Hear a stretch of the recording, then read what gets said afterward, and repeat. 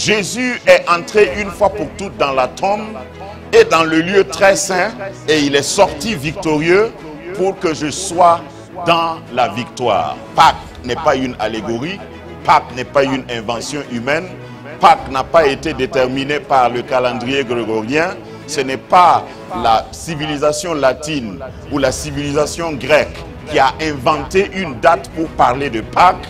Pâques est un fait historique, que tu sois croyant ou pas, Pâques te rattrape, Pâques c'est la réalité. Pâques en hébreu qui veut dire passa, veut dire passer, traverser, quitter.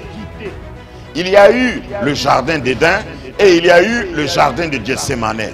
Dans le jardin d'Éden, il y a eu l'introduction de la mort, il y a eu la crainte, il y a eu la peur, il y a eu tout ce que vous pouvez imaginer comme mauvais dans ce jardin qui est sorti, qui était pourtant initialement un jardin de bonheur, un jardin que Dieu lui-même a planté, je vous rappelle, Dieu plante et l'homme cultive. Ça, c'était dans le jardin d'Éden.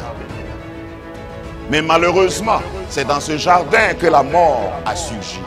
La mort s'est présentée pour refuser de disparaître. Mais il y a un autre jardin que je découvre dans les évangiles. Le jardin de Gethsémane.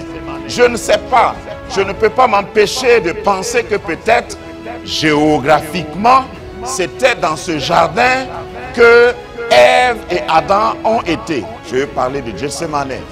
Et peut-être que c'était là-bas que Jésus s'est retrouvé également. Et il dit, ce poids-là, ce que l'homme a vécu, a subi, tout ce que l'homme a subi depuis le jardin d'Éden.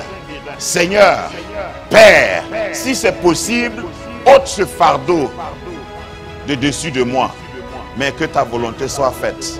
Amen. Il est vivant. Il est ressuscité.